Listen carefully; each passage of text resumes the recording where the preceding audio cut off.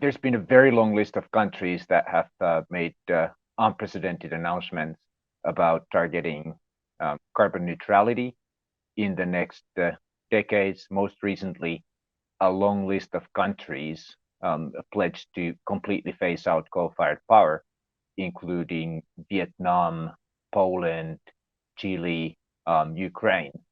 And all of these represent very substantial progress and are basically setting a new norm for for the level of ambition in terms of reducing emissions, which is extremely promising. India came out with a net zero goal of by 2070, and that has been criticized by quite a few people as 20 years too late at least. What do you think of India's 2070 goal?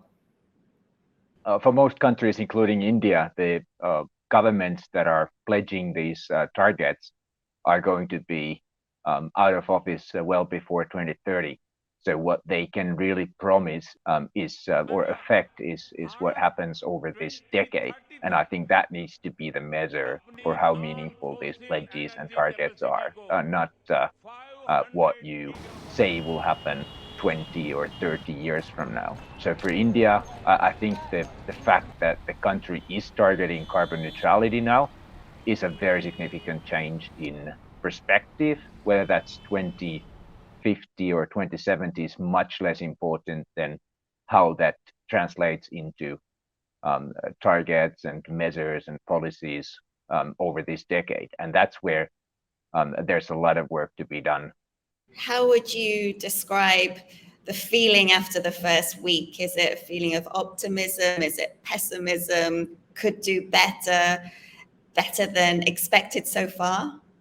I think the very long list of countries that have either announced carbon neutrality targets or coal phase out targets extremely promising in terms of the norm that is being created now for what it means to do your part in climate protection.